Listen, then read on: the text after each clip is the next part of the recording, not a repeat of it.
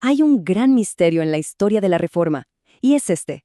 ¿Por qué la del siglo XVI sí que triunfó, cuando todos los intentos anteriores habían fracasado de una manera tan espectacular?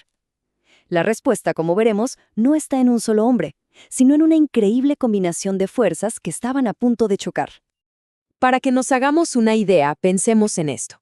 En 1415, el reformador Jan Hus fue quemado en la hoguera por decir cosas muy parecidas a las que diría Lutero. Y apenas 100 años después, las ideas de Martín Lutero se esparcieron como la pólvora. El poder de la Iglesia parecía absoluto. Entonces, ¿qué fue lo que cambió? Bueno, no fue un solo factor, sino la colisión de varias fuerzas revolucionarias a la vez. La Reforma, en realidad, no fue obra de un solo hombre. Fue el resultado de lo que podríamos llamar una tormenta perfecta. La convergencia de 3 revoluciones: una tecnológica, una ideológica y una política. Vamos a desglosar cada una, empezando por la que, literalmente, lo hizo todo posible. Piénsenlo de esta manera. Para que hubiera una guerra de ideas a gran escala, primero se necesitaba el hardware. Se necesitaba una nueva tecnología que fuera capaz de difundir esas ideas a una velocidad que nunca antes se había visto. Una auténtica revolución de la información. Miren, el contraste es asombroso. Antes de la imprenta, el conocimiento era lento, carísimo y estaba férreamente controlado por la Iglesia. Imagínense a un monje tardando un año entero en copiar una sola Biblia a mano. Y de repente, ¡pum!, la imprenta lo cambia todo. De la noche a la mañana, las ideas se volvieron rápidas, baratas y, sobre todo, casi imposibles de contener. Y esta cifra lo resume todo: 20 millones. En apenas 50 años, Europa pasó de tener unos pocos miles de manuscritos, costosísimos, a tener 20 millones de libros impresos. La palabra escrita, que antes era un goteo controlado por unos pocos, se convirtió de pronto en un océano al alcance de muchos. La información, por primera vez en la historia, se había vuelto viral. Y aquí es donde todo cobra sentido. Sin esta nueva tecnología, las 95 tesis de Lutero habrían sido, con suerte, un debate académico local, probablemente olvidado por la historia. Pero gracias a la imprenta, se convirtieron en una auténtica sensación. Se imprimieron, tradujeron y distribuyeron por toda Europa en cuestión de semanas. La revolución tecnológica ya había puesto el hardware. Pero claro, todo hardware necesita un software para funcionar. La imprenta era la máquina, pero necesitaba un sistema operativo, una nueva forma de pensar que le diera un contenido explosivo. Y ese nuevo software fue el humanismo del Renacimiento. El lema del humanismo era simple, pero increíblemente radical para la época: ad fontes, o sea, a las fuentes. La idea era, miren, vamos a dejar de lado siglos y siglos de interpretaciones, de comentarios, de tradiciones de la Iglesia, y vamos a volver directamente a los textos originales, los clásicos griegos y, sobre todo, a la mismísima Biblia.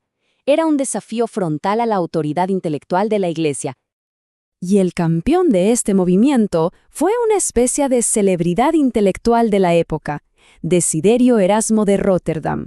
Primero, usó la sátira, una sátira muy mordaz, en su libro Elogio de la locura, para ridiculizar la ignorancia y la corrupción del clero.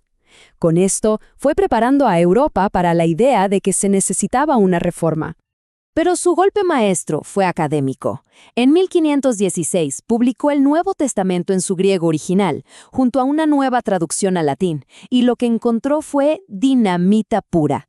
Descubrió que donde la Biblia oficial en latín decía «haced penitencia», un acto externo controlado por la Iglesia, el griego original, metanoite, en realidad significaba arrepentíos o cambiad de mentalidad, o sea, un acto interno, del corazón.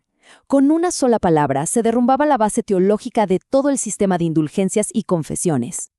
Hay un proverbio de la época que resume perfectamente su papel. Erasmo puso el huevo que Lutero incubó. O sea, Erasmo proporcionó todo el arsenal intelectual, el escepticismo hacia la tradición y la prueba basada en los textos de que la Iglesia se había desviado. Él, por así decirlo, cargó el cañón, pero se negó a encender la mecha. Ok. Ya tenemos el hardware y el software, la tecnología y las ideas. Pero para que una revolución sobreviva, necesita músculo. necesita poder. Y ese poder, bueno, ese lo proporcionó el caótico panorama político de la Alemania de la época, donde príncipes muy ambiciosos vieron en la reforma una oportunidad de oro. Es que el Sacro Imperio Romano no era un país como lo entendemos hoy. Para nada, era más bien un caótico rompecabezas. Los príncipes locales luchaban constantemente contra el poder del emperador y sobre todo contra el poder de la Iglesia, que era, en la práctica, un rival político y económico dentro de sus propias tierras. Y aquí vemos la raíz económica de todo el conflicto. Para los príncipes alemanes, la cosa era simple. La Iglesia era como una aspiradora gigante que succionaba la riqueza de sus tierras. Un auténtico río de oro fluía constantemente hacia Roma para construir basílicas de lujo, mientras sus propios territorios se quedaban atrás. El resentimiento era profundo. Así que, claro, cuando llegó la reforma, les ofreció a estos príncipes la excusa perfecta que estaban esperando. De repente, podían romper con Roma, confiscar la inmensa riqueza de la Iglesia para financiar sus propios estados y ejércitos y convertirse en los jefes supremos de la Iglesia en sus territorios. Era un combo político, económico y social irresistible. Y así es como las tres revoluciones independientes se unen, convergen y crean una fuerza imparable, un verdadero polvorín a punto de estallar. Primero, teníamos la tecnología para volverse viral. La imprenta creó las autopistas de la información, permitiendo que el mensaje se difundiera a una velocidad y a una escala nunca antes vistas. Luego teníamos la ideología para tener la razón. El humanismo proporcionó la justificación intelectual, ese software para desafiar 1000 años de tradición con la prueba irrefutable de los textos originales. Y finalmente, teníamos el poder para estar a salvo.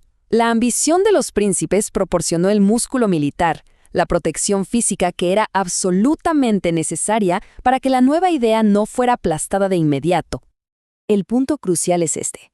Para el año 1517, Europa no estaba simplemente lista para el cambio.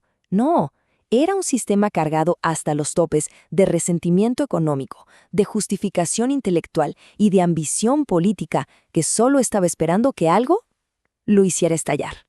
La tecnología, las ideas y el poder estaban perfectamente alineados. El mundo, de alguna manera, contenía la respiración. Todo lo que faltaba era que apareciera en escena la persona que se atreviera a dar el primer paso y encender la mecha.